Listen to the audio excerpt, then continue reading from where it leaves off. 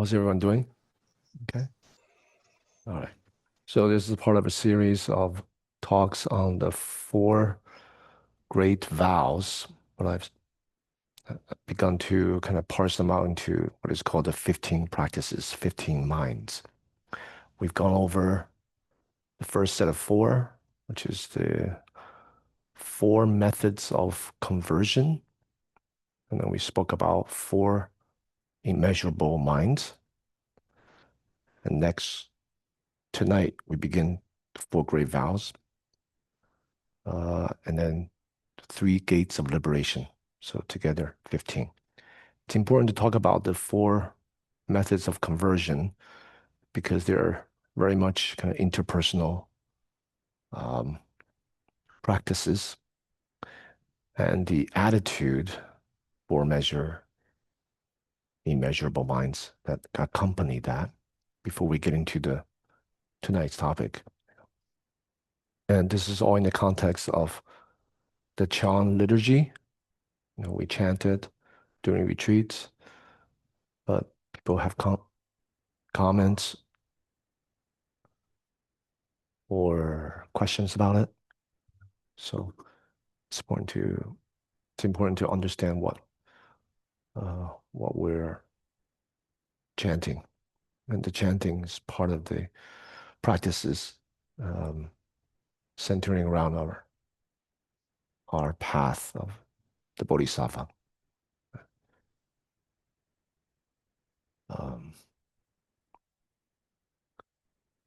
Probably some of you are new, so you may not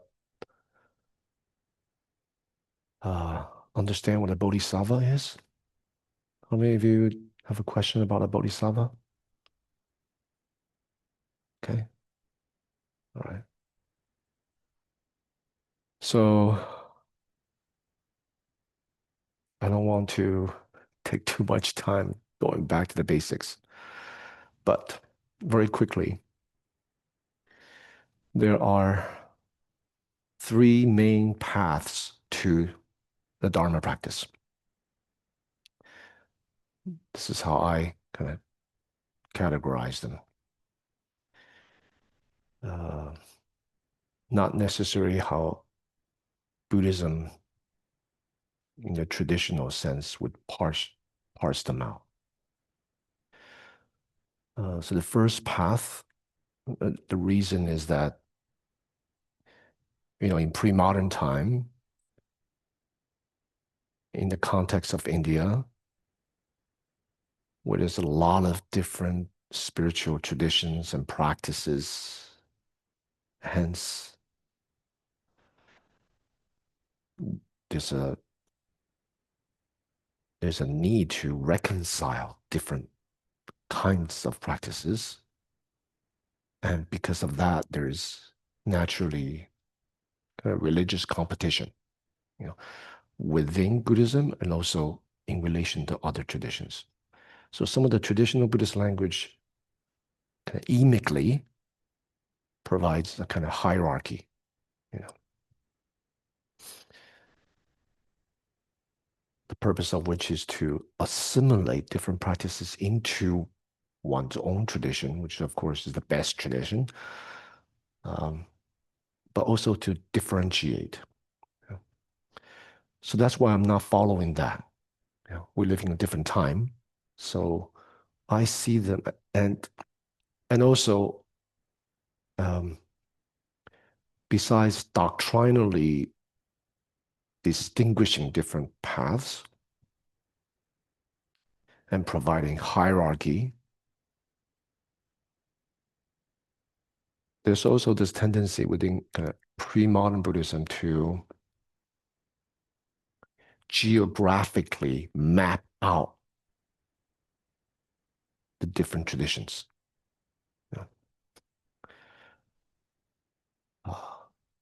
So that's another reason why I'm not following that. Because the truth is, within any tradition of Buddhist practice, whether South Asia, geographically, Northern tradition, East Asia, United States, you can see these different spiritual capacities and tendencies of people to assimilate, differentiate, hierarchize, discriminate. So the way I divide up Buddhist traditions, and this is my long or roundabout way of talking about what a bodhisattva is to uh, talk about different approaches to practice. Thank you. So the first path is suitable for a certain type of people. And that is what I call the path of abandonment, path of transcendence, call it. Recognizing, distinguishing what's harmful and aspiring to eradicate those harmful tendencies. The second path is the path of transformation, suitable for people who tend to see things in more nuanced ways, not so much black and white. Yeah, this is harmful, kill it. That's good, aspire towards it. So the second approach of transformation see possibilities within what might be perceived as harmful. To see the goodness in people, irrespective of their limitations or their harmful behavior in others and also in oneself. So they tend to see obstacles as opportunities. So this is why I call it path of transformation. The third type is the path of recognition. You could say this is a subset of the second path of transformation. Recognition, the path of recognition is for people who see through the veil or the kind of phenomenal multitude of differentiation and expressions of what might be considered virtuous or harmful. They see all through these appearances to recognize the nature of things. And the nature of things for these type of people, they see as freedom. So the last two, path of transformation and the path of recognition, are what traditional Buddhism casts as bodhisattva practitioners. Bodhisattva practitioners. Bodhi means wisdom. Sattva means being. So being who aspires to wisdom and also see through the constructs of everything to recognize the nature of things. So, bodhisattvas.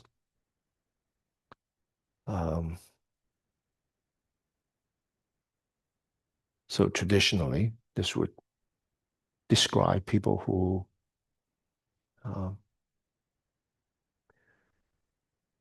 see the interconnectedness of all beings, whether so-called good or bad, and they recognize the potential of all beings.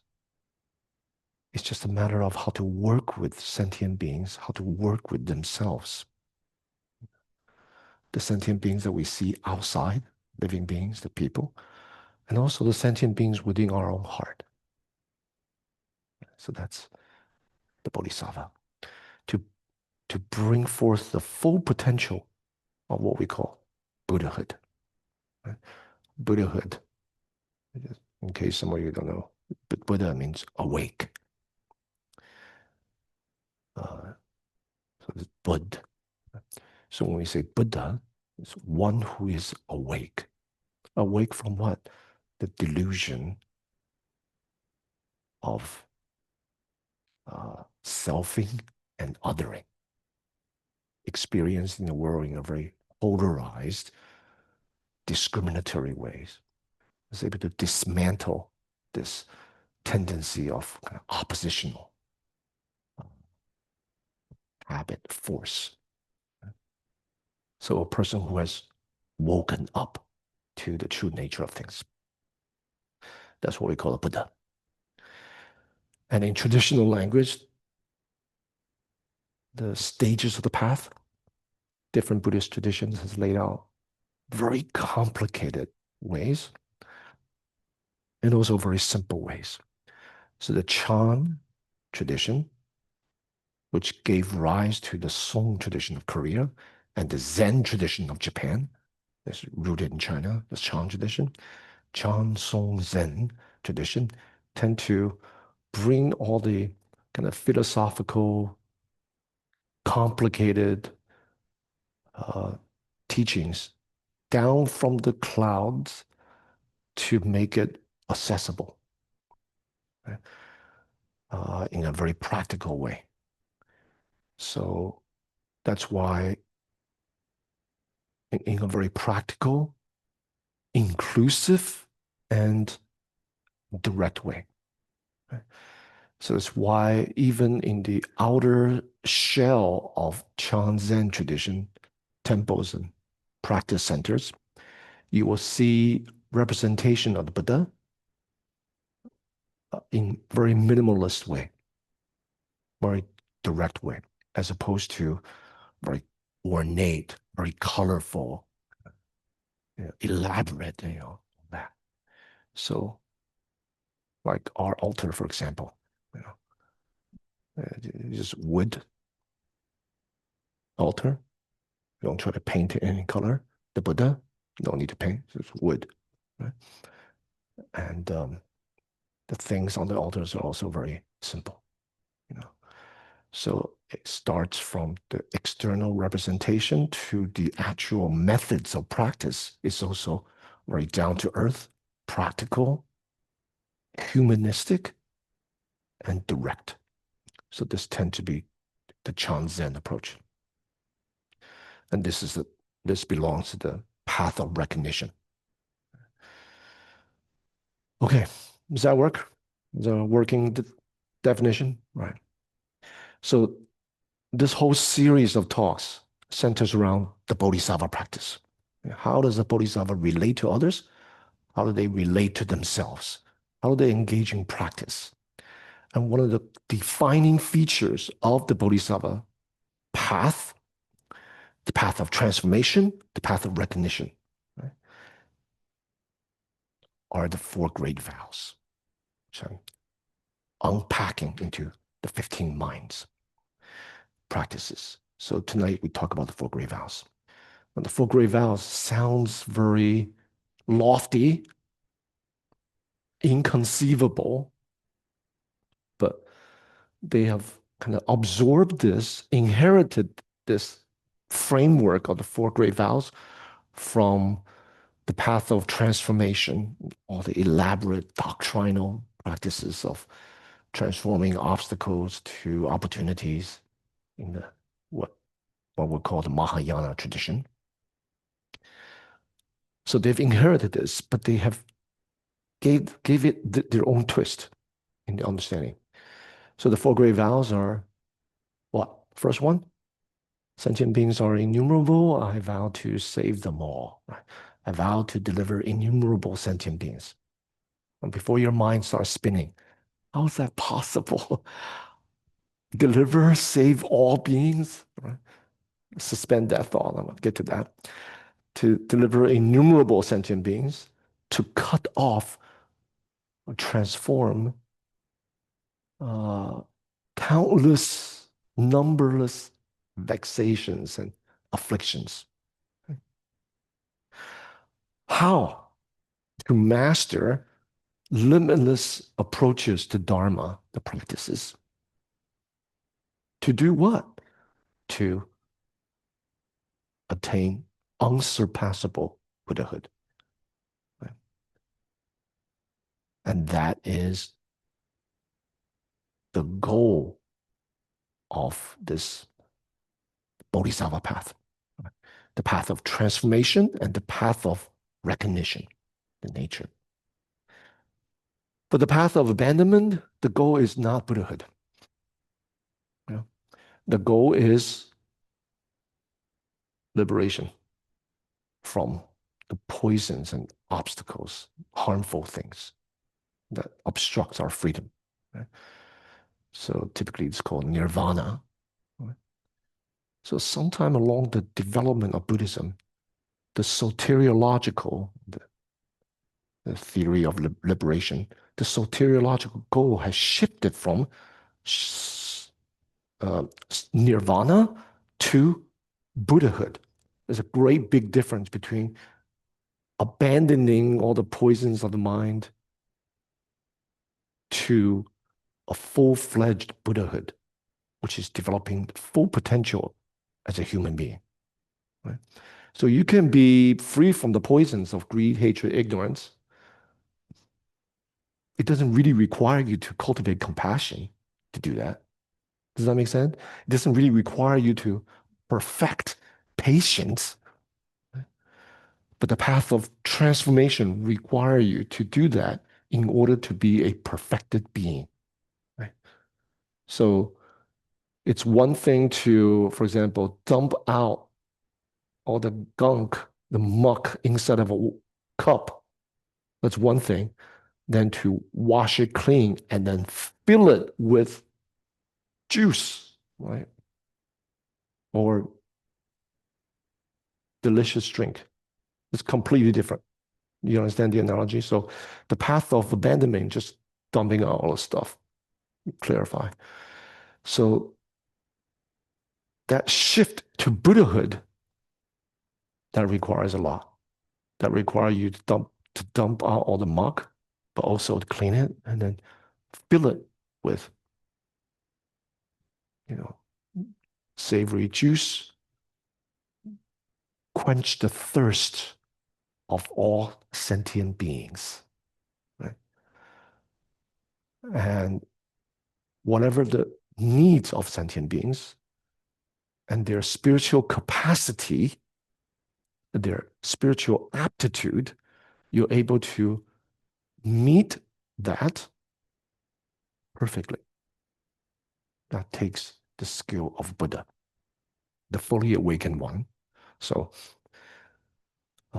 these four great vows of saving all beings, how to dump out the vexations through mastering limitless approaches to Dharma, so one can realize Buddhahood.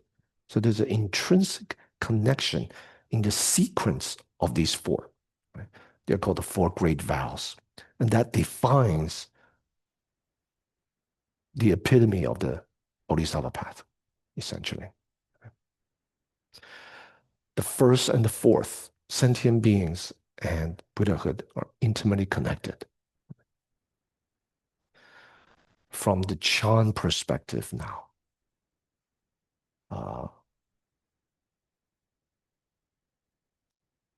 it's not so much that you have to literally save each and every living creature, right? Bring them to awakening, bring them to liberation, or set them on the path of the Bodhisattva. Then you can say your job is done. You know? Because apparently the Buddha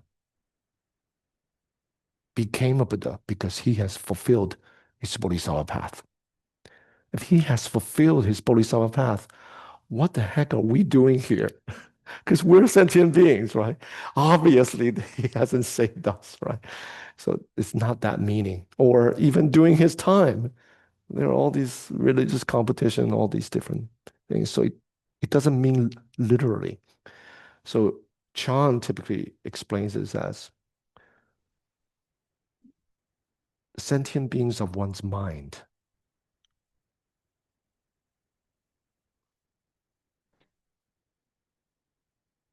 sentient beings of one's mind. And that's very important because for normal people, we may think we see the world outside, all the different myriad forms, multiple expressions, as real and solid, right? But all these multitude of types of people and creatures and living beings, they're not separate from our perception. Right? And each of you experience the same phenomena differently. Right? That means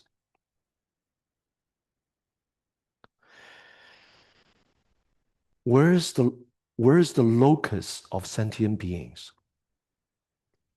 If there's a definitive feature of a particular person out there, everyone should see the same features.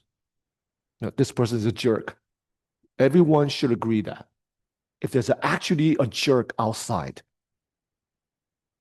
Agree? Right? If some people see it as a jerk, another person say it's a saint. Right? Where is the locus of sentient being? Where is the locus of perception? It's not outside. It's within ourselves. And the very fact that one person sees it as jerk, another person sees it as my best friend, shows that. And then, of course, there are many types of jerks, right? You know, everyone sees different layers of kind of jerkhood, right? So why is it that you see something as really frustrating and annoying? Because it triggers something inside you. In other words, whatever you see actually reveals more about your values, doesn't gel with whatever that person's doing. Right? If that person is doing something, you say, "Oh, it's wonderful! Finally, is doing this." That just shows that it gels with your value. Right? So, where's the locus of sentient beings? It's within our minds. That's why, for the Chan tradition, you know, kind of bring the cloud down from the clouds. Oh, thank you. All the complicated tradition tend to kind of center the complex Buddhist teachings through everyday activities and that which is relevant to our lives, right? To address what is the culprit directly, what is the culprit of our suffering and our anguish or our annoyance? Like, where's the locus of that, right? And then point directly at that. Does that make sense? So Chan Zen tend to be kind of directly focusing. It does not deny that there are no harmful people doing harmful stuff in the world, right? So it's not oblivious to all the harm and injustice and chaos that sentient beings are creating, human beings are creating to Earth. It doesn't deny that. But in order to truly resolve, support, and transform what is going on in the world, we need to address this locus of our perception of the problem, right? For everyone. Not only for yourself, we have to encourage everyone to see that, you know. And the actions that spring forth from the body and the speech will now be congruent to the mind. Actions of body, speech, and mind. Right? So the mind needs to go through this radical transformation. Uh, to expose the ways in which we're caught up, triggered, and to embrace that because there's a history to why we are triggered in a particular way and not someone else. Right? To expose, to embrace our own history, and then to transform. Then we can let go. Right? So all problems are, in a sense, dealt with this way: exposing, embracing, transforming, and letting go. You can't like let go without recognizing what's in here, right? You can't let go. Yeah, that person need to let go, right? Yeah, the culprit. Yeah, outside. Yeah, not me. I'm perfectly fine.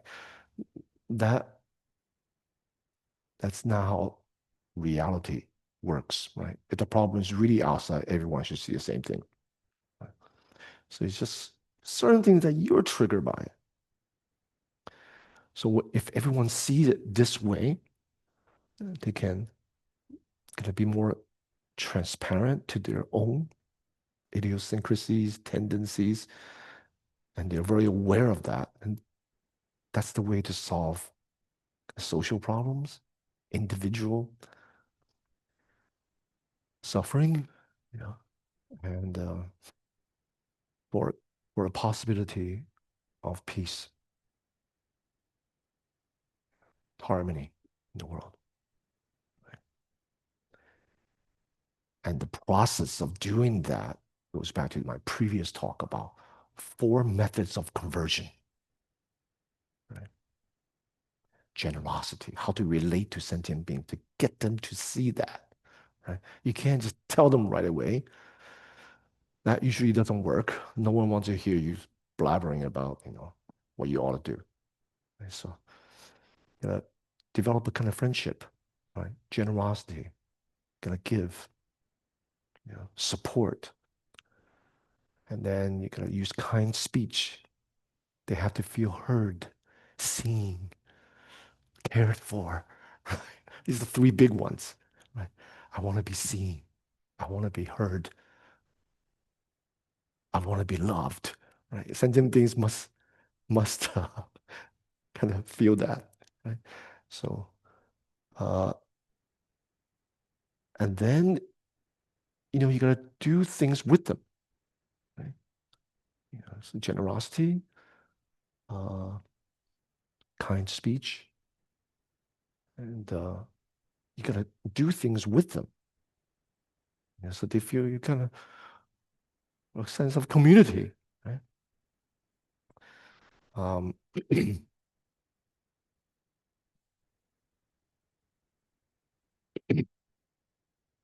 and of course, you gotta benefit them.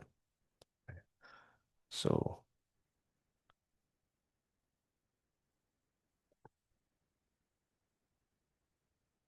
I'm still overcoming some sickness. So I need to drink water.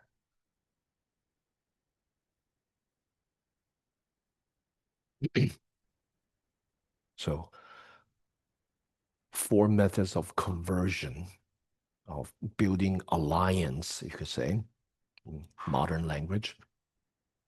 Once you're able to establish a kind of camaraderie, connection, then you can kind of change them. And in order to do that, you have to cultivate the 4 immeasurable minds, right? Which requires a lot of patience, right? Kindness, compassion, sympathetic joy, and equanimity. Equanimity. Yeah. So in order to connect with people, when they do something good, wholesome, encourage them with rejoicing their merit.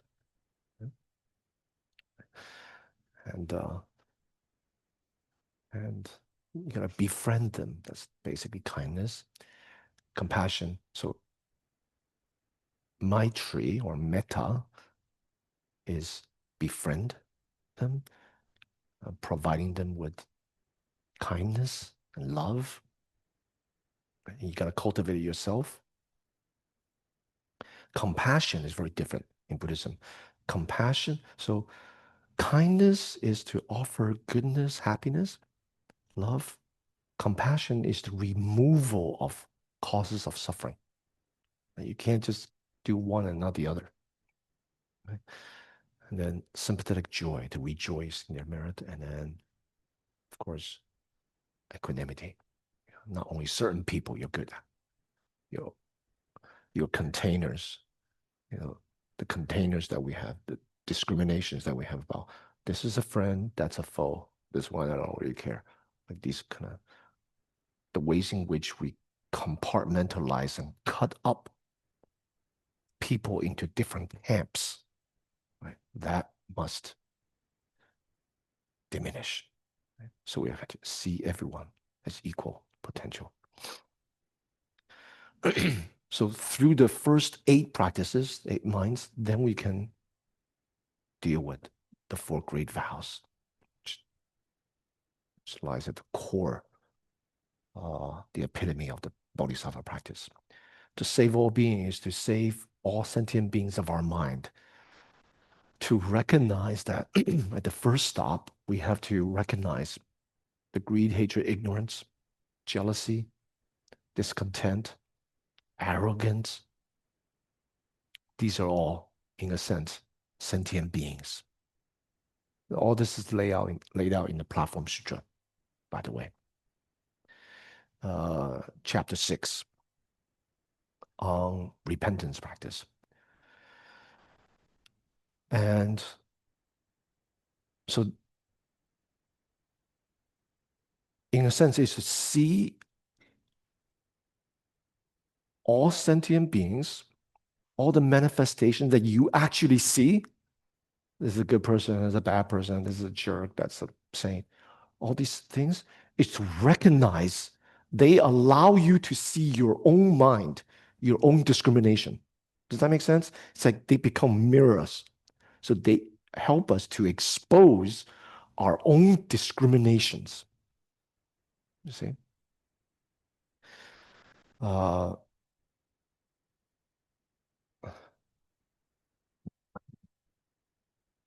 And second vow, to once you're able to expose, then the process, continuing process of working through vexations, your discriminations, the afflictions. Because the very reason why you see differentiation and strength and weaknesses, because it triggers something inside you. So exposing that, you need to be able to work through that. How do you work through the cut off endless afflictions? Correct view. Correct view. Now, this is central because what is correct view?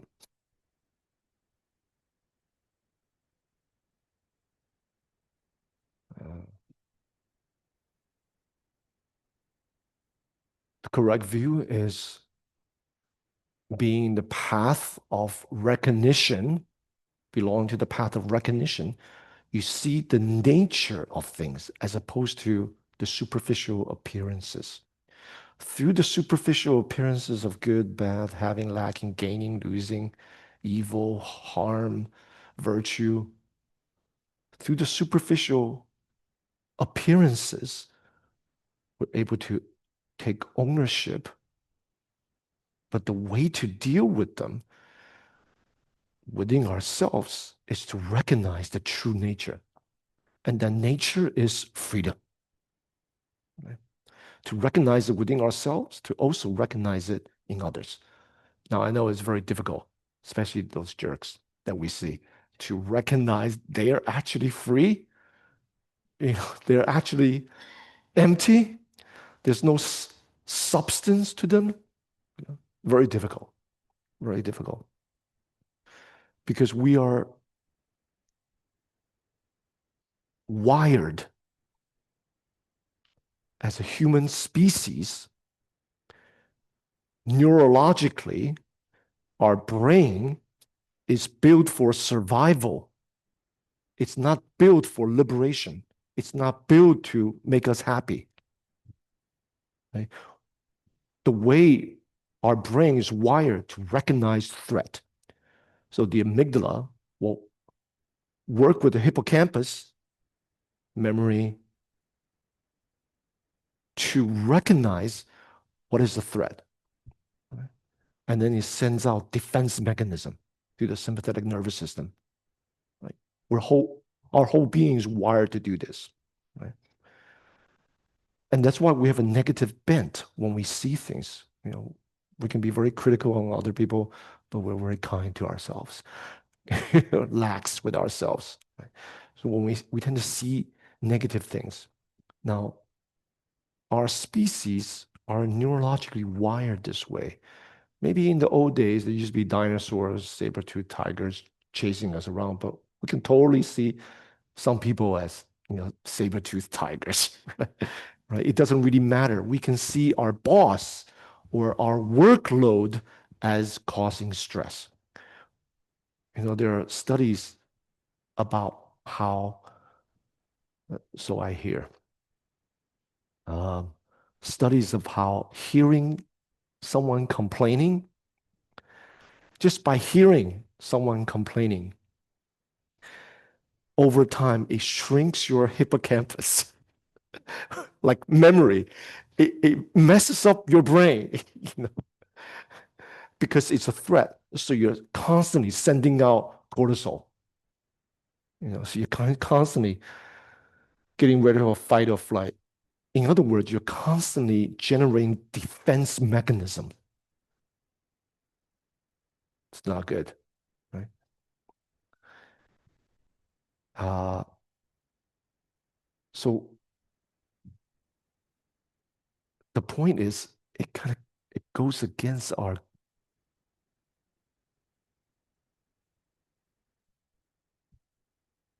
biology. That's why it's very difficult. But the beautiful thing is human beings have great potential, right? For ingenuity, creativity, and for awakening, to actually transcend not only our individual biology, but also transcend cultural norms and constructs of our species. People who study critical thinking, who studies culture, anthropology, history, literature, will see that cultural values of what is beautiful, what is ugly, what is virtuous, what is not, continue to change throughout human species. That means they're constructs. So human species, our own human experience, are like a bulletin board through which we're constantly different paradigms, different eras, from ancient time to the medieval to pre-modern to early modern to postmodern. Our value systems continue to change. So all that just demonstrates the insubstantiality, the insubstantiality and the impermanence. Also, the possibility of change. We can do better. And we are continually doing better. I know It doesn't feel like that now. But everything is interconnected and related. What appears now as obstacle, kind of detrimental, chaos, or just ridiculous things that we're seeing, right, actually can be the cause of change. You know? So if you widen your scope of the way you see things, you will be able to see that insubstantiality, that constructedness, that change. In other words, that freedom, possibilities. Yeah. So we're not caught myopically this phenomena to define this person, this act to define that person. We can widen the scope and see, because of this, something else will come to be, you know, and to have hope. Does that make sense? I'm trying very desperately to avoid names and identify things, but it goes from the top all the way down to something that we experience in our individual lives, to something like our culture is experiencing, or our whole globe, Earth, you know. So emptiness, the traditional apophatic language, the language of negativia, you know, Buddhism is very good at that, empty, you know, impermanence, you know, suffering and all that. That's just ancient India tend to speak that way. See, when he went to East Asia, possibilities, you know, they see impermanence. Impermanent means possibilities, right? Emptiness. Emptiness means relationships. You know, how? Because traditional language tend to talk about emptiness in terms of dependent origination. Like this table is made out of non-table, plastic, foam, designer, factory, all these different conditions come together to make this table. That means table is made up of everything else, right? So table is non-table. Table is empty of tableness, right? There's no tableness to table, right? The table is made up of everything else. So that's why I say emptiness means relationships. You know? So one ingredient changes in the design of this table, everything else changes. Right? So that means possibilities also. So that is the correct view. That is the nature of things. Temporally, we call it impermanence, or you can say new beginnings.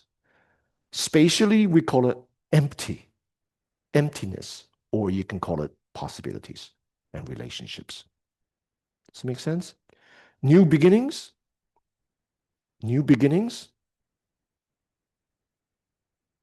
and relationships. That, at the working end of spiritual practice, is how to incorporate, embody the practice of correct view. So when we relate to other people, our impulse, our biology will, what comes up will be, I don't like this, I like that. I want this, I want to get rid of that. You know, gaining, losing, success, failure, right? Good, bad. The impulse is like that. But we have full potential to transcend our limitations. That's how cultures, civilizations, and individuals progress. When everyone was saying the earth is flat, Galileo says, well, actually, the earth is round, So, in order to move from a certain paradigm of seeing things, fixed way of seeing things, we need to free ourselves to see things in terms of new beginnings, new ways, and relationships, possibilities. Right? So, we're not stuck with, we're so much more than our biology and so much potential that could bring humanity to a better place for ourselves as well. So that process of exposing, save all beings, all beings, all beings, right? To work with vexations, all the things that we see. Okay, I'm the one who's seeing that, right? How do we deal with that once we expose and embrace that? Practice the Dharma. So exposing and then developing correct view of emptiness, possibilities. We engage in Dharma. So what is Dharma practice? Dharma practice, ultimately, it means the embodiment to bridge, it's a bridging of what we are experiencing to our true nature. That is the bridging of, intellect. You're telling yourself, okay, I'm seeing all kinds of problem. It's triggering things in me. I can work on myself through relying on the correct view, apply to myself and apply to other people. That is really compassion,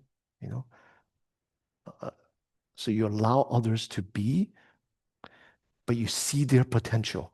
And then you can engage and work with them alongside working on yourself. But to do that, you got to practice the Dharma, to bridge what we experience with our true nature. And that is freedom. So all the Dharma approaches, all the methods or practices actually point to awakening. That's the point. So that we become congruent. What we see, what we experience, and our own actions align.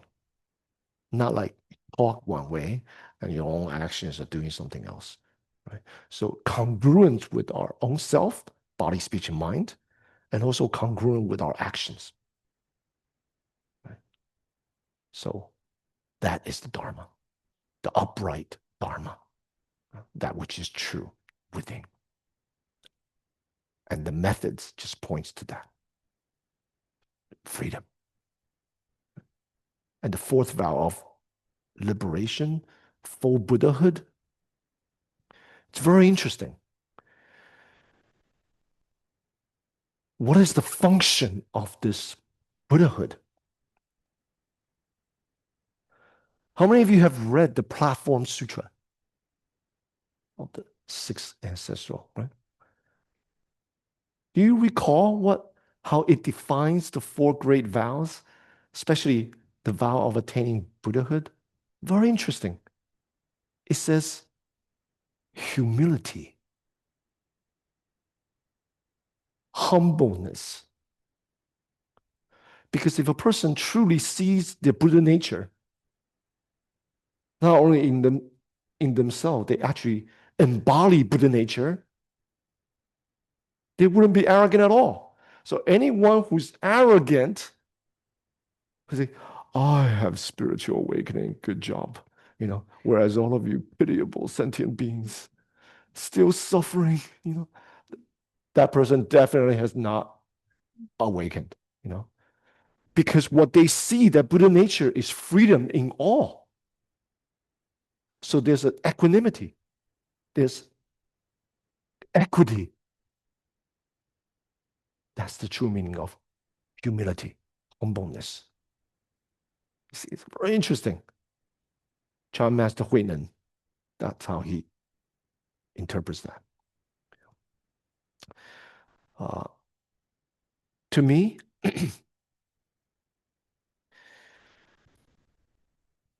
these four, save all beings, work through vexations by mastering limitless approaches to Dharma. You can't just have one method, like one trick pony. You only know how to do silent illumination or koan or something. It's limited, because human beings are so complicated. That doesn't mean you start practicing 20,000 different methods, right? You have one main one and you have supporting one. And the more you practice, the more you see the connection between different traditions and different methods, practices. And all of these different traditions actually feed into your method. So it's like coming into this house, this Dharma center. You come to the front door, the back door. We don't advise it, but you could technically climb through the window, or you can kind of dig up through the ground. So all these different entrances. It's not that you simultaneously practice all this. Once you come in through one door, the door of freedom, then you can see all the different possible entrances, even the vent. Roll through, like so you can go in and out of all the different Dharma doors. Does that make sense? So stick to one method, but know that once you get in, or once you kind of get the hang of this, you will start to see, because all these entrances, they have shared features. They have shared features. So naturally, you stop discriminating. Oh, this one's better. That one is worse, or this and that. Different sentient beings need to come through different ways. Like mosquitoes, they just need a little bit of crack on the window to go right in, right? Whereas a person, we gotta go through a front door or back door. So, uh,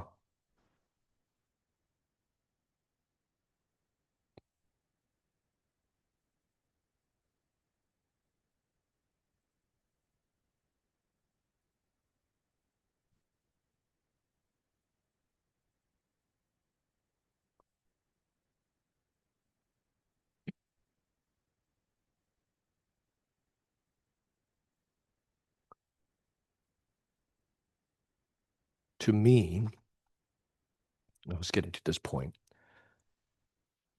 Save all beings, work through vexations, master limitless approaches to Dharma to become a Buddha, full awakening, fully developed human being, right? All the potentials bring to perfection, Buddhahood, can be summarized as nature. It's the first one, right? Appearances, perception, and function. These four matches up with the four great vows. Why do we say that all sentient beings that we see are sentient beings of our self nature? Because they exist in our mind. Each of you have a different perception of Guogu. Actually, may have very little to do with Guogu. It's all you, your perception of Guogu. Right? So the boundaries between inside, outside, sentient beings externally, and all the sentient beings inside us. There's a kind of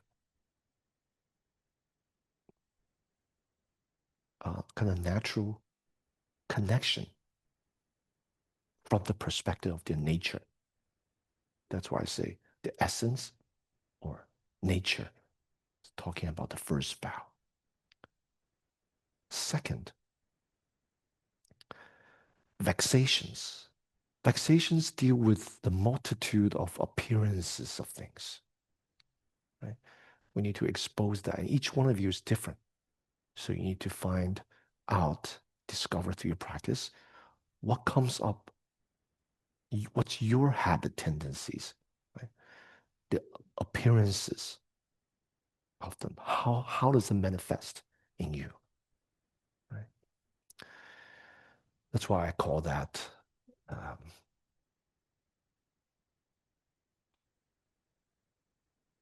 forms or characteristics or appearances.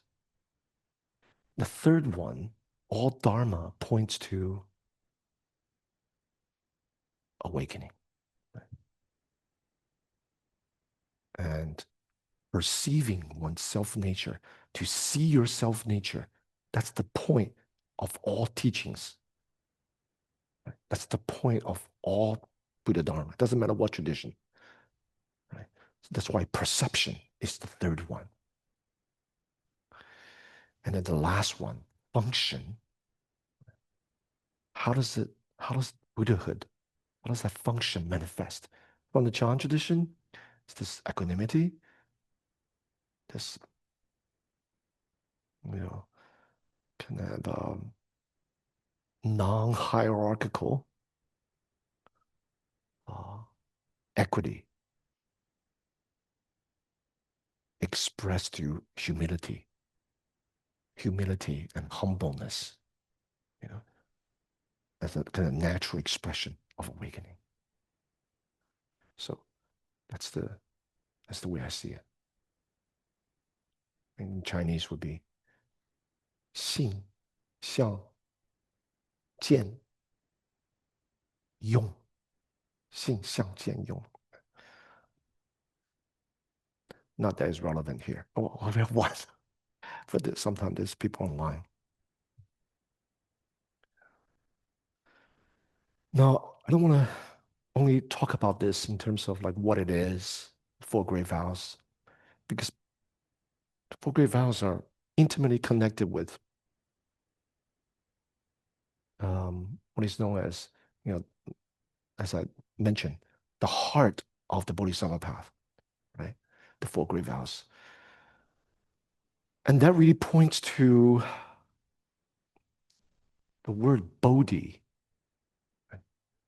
Bodhi means wisdom. And the Chinese translates it as the path or the way, or Tao, So the heart of set for the way, Dao Xin. In the Japanese, they call it Douxin. So what is this way? It's very interesting because nothing to do with belief. It's not a set of doctrine. What do you do with the road? What do you do with the path? Do you look at it and put it on the altar? What do you do? How did you get here tonight? You flew here? You drove here, right? You drove on a path. You drove on a road. It's meant to be walked on. It's meant to be traveled. It requires action. Right? So the Western Judeo-Christian way of understanding religion, religious practice as belief and practices doesn't really quite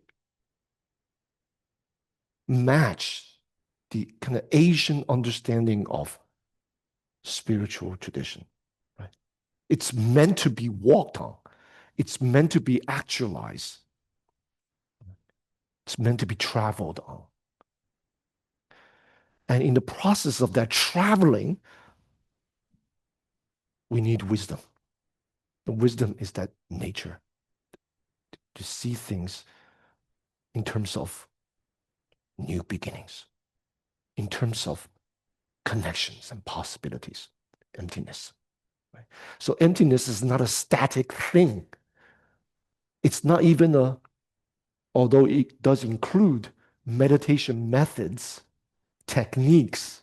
There's, of course, meditation on emptiness. But more importantly, it needs to be embodied. It's experiential. You travel on the path. Right?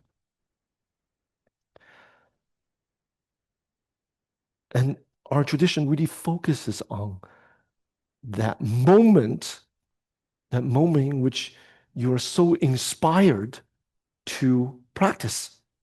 Right? To practice. There are 10 of those to summarize. Right? 10 of these potential moments through which we generate this aspiration to practice the path of wisdom to Buddhahood. Right? We call it bodhicitta. Citta means mind. Bodhi means wisdom. So these 10, one is you're inspired by reasoning, by understanding what I'm talking about, by reading the scriptures and listening to talks. So you understand, okay, the takeaway tonight is all beings are already free. The differentiations that I see, the vexations, the problem I see, really exposes my own limitations, my own triggers. And hence, I need to work on that. Right? That gives great hope. Why? Because you are the embodiment of new beginnings and relationships. Yes, before I was talking about the table. Table is made up of non-table. That's just, just one example. You can apply that to you. Phil is made up of non-Phil. Right? You are made up of non-you. You are made up of everything, everyone. Right? So the first thing is inspired to generate bodhicitta through reasoning, through understanding our potential. Second one is to understand, to generate bodhicitta, bodhi mind, wisdom path, Buddha, by viewing, this is traditional, viewing the qualities of the Buddha, all the virtues of the Buddha. And I don't mean necessarily the so-called 32 marks of the Buddha. What I really mean is the virtue of the Buddha, what the Buddha represents. It's the embodiment of wisdom and compassion and the perfection of our species as a human being. What we can be, what we're meant to be. The third one is this is also traditional. I mean, rewind back a little bit. The second one, the Buddha. We don't have Buddhas to see now, unless we include all sentient beings as Buddhas, right? That's one actual bodhisattva practice to see all beings as Buddhas, right? Even the difficult people, right? But we don't really see the Buddhas. Hence, we have images, iconography, right? That depict the serenity, the wisdom, the kindness and compassion of a Buddha. The third one, also very difficult to see, is we're inspired by the miracles and the supernatural abilities and the skillful means of the Buddha in which he can transform delusion into awakening by understanding the capacity of sentient. There are four different ways. that the Buddha work, understanding the spiritual capacities of sentient beings, their history, and understanding their hang-ups, right? The karmic obstacles and the limitation, the the the, the uh,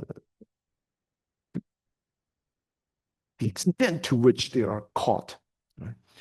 And what their inclination to. So the Buddha is able to directly point, give the right medicine to the each and every sentient being so they can, become free. Yes.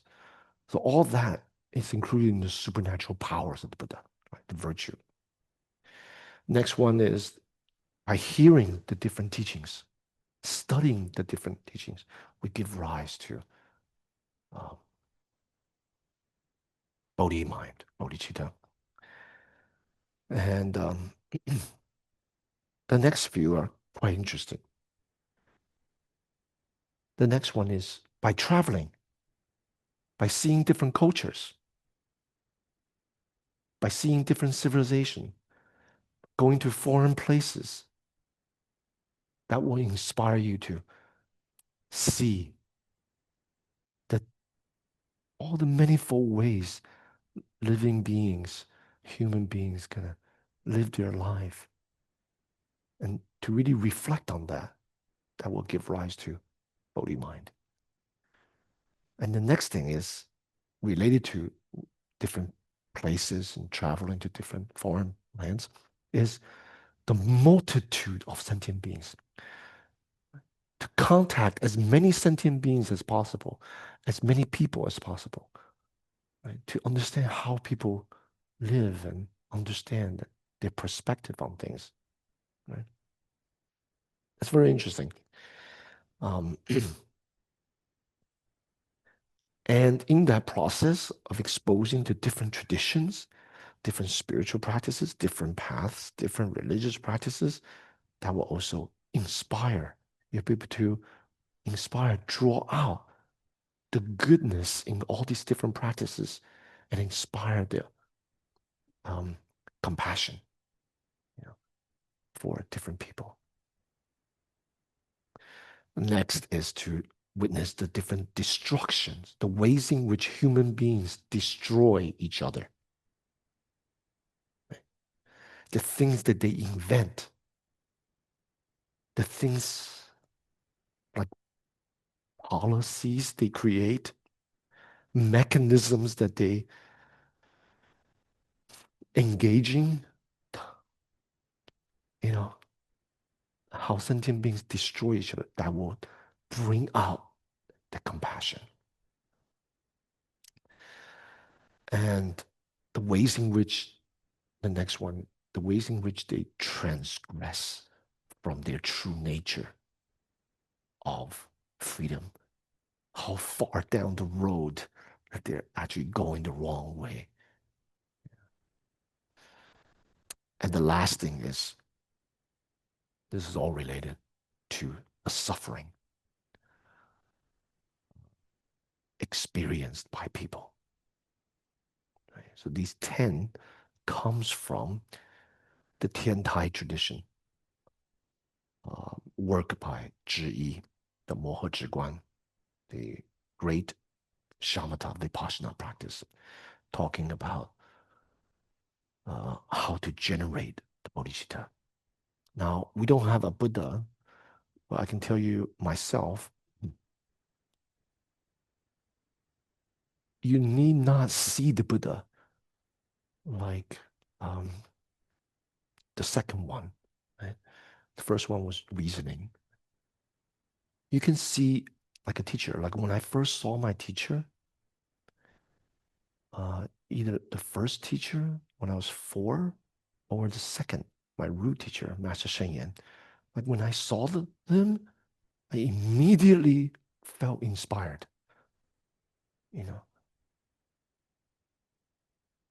like unquestionable that that's my teacher.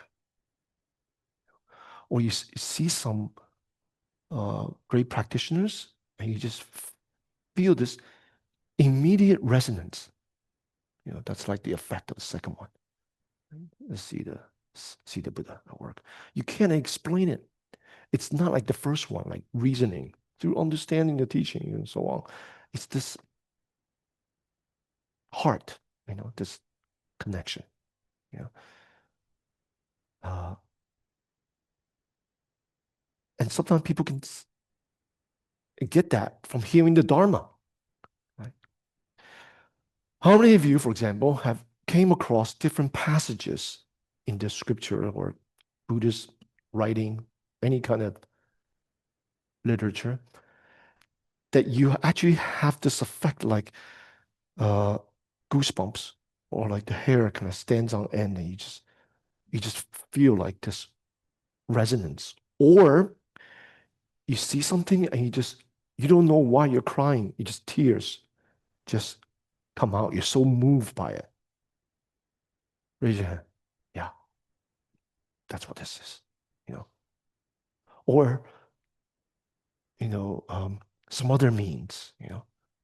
Like seeing the suffering of people, and you're just inspired. Like, I want to help them. I need to do this. I need to help them. Right? Like Shakyamuni Buddha,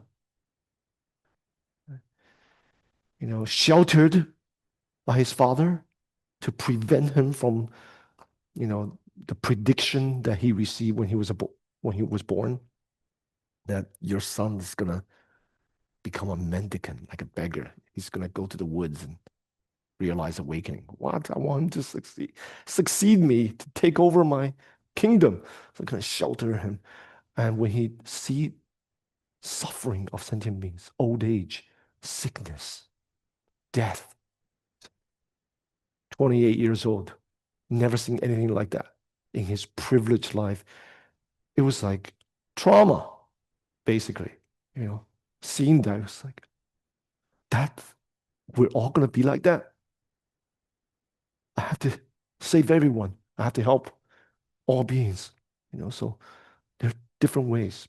So I hope that all of you are able to generate Bodhi mind, bodhicitta, inspire you to, either through your own reasoning, reflecting about the state of the world, our humanity, and what can be done, what needs to be done, or your encounter with Buddhist literature, or some teachers, or fellow practitioners, or people around you, that you're inspired to generate Bodhi mind. That we together embark on this path, practice. Okay? So I can take maybe one question over time. Yeah, please. Is there a microphone going around?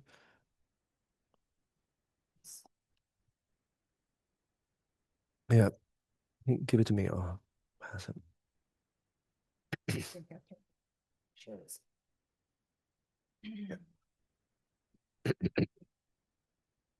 When it comes, is it on?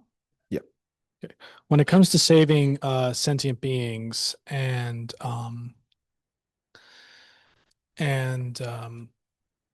like seeing the vexation that they provoke within you, what do you do with sentient beings who outright and completely reject you?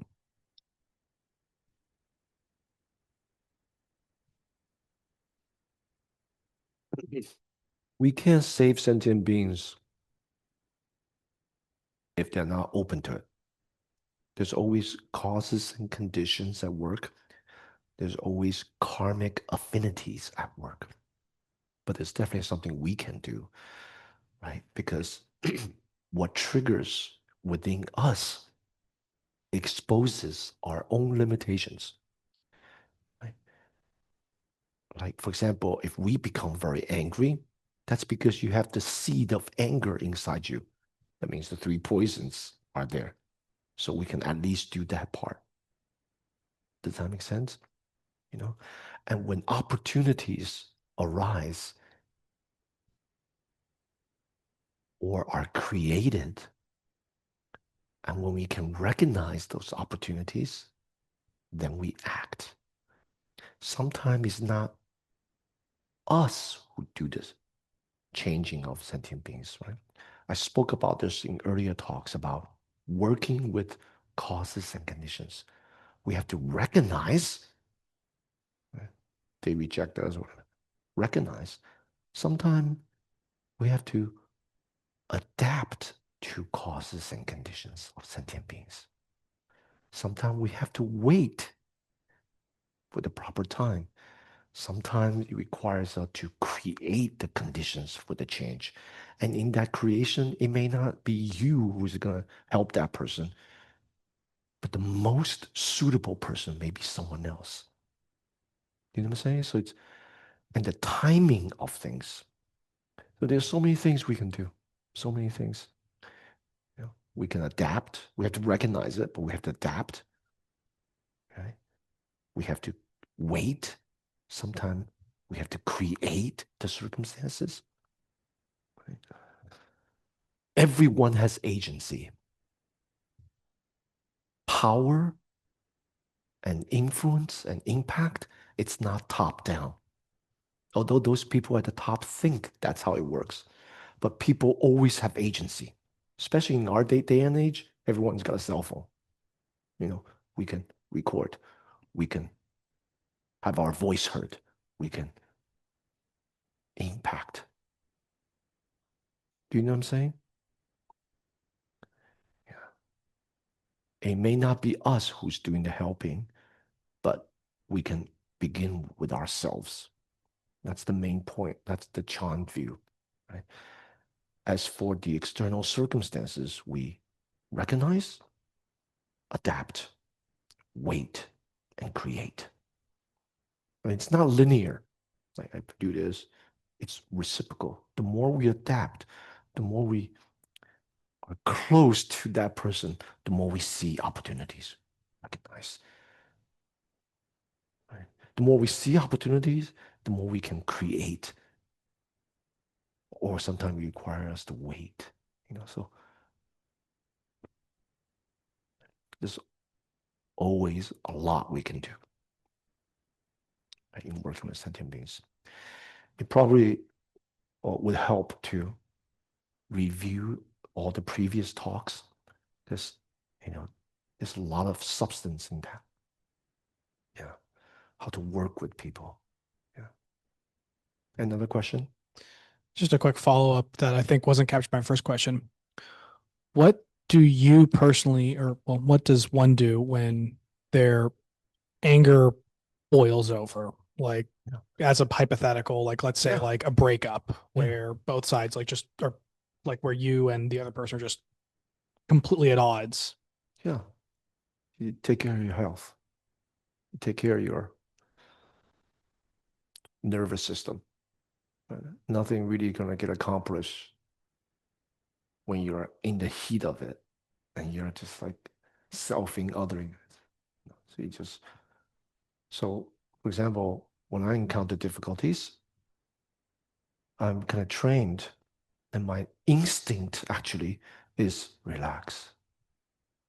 And you can do that too, right? The more we practice it, the more the neural pathway is familiar with it, the stronger pathway of relaxing, right? So my instinct is relax and ground. And then other possibilities, I see what can be done. Sometimes if that doesn't work, I separate myself from that context. Go take a walk or something. Right? Yeah. If you're referring specifically to breaking up with someone, like relationship or something,